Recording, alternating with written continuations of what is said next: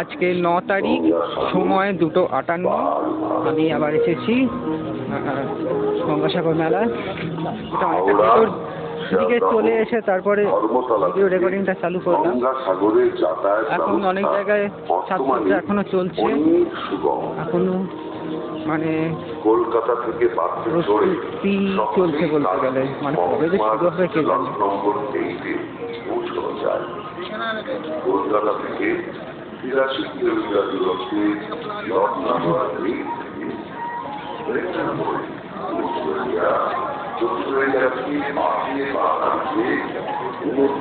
কিন্তু এই দিকটা হেঁটে নিই যতটা পারি।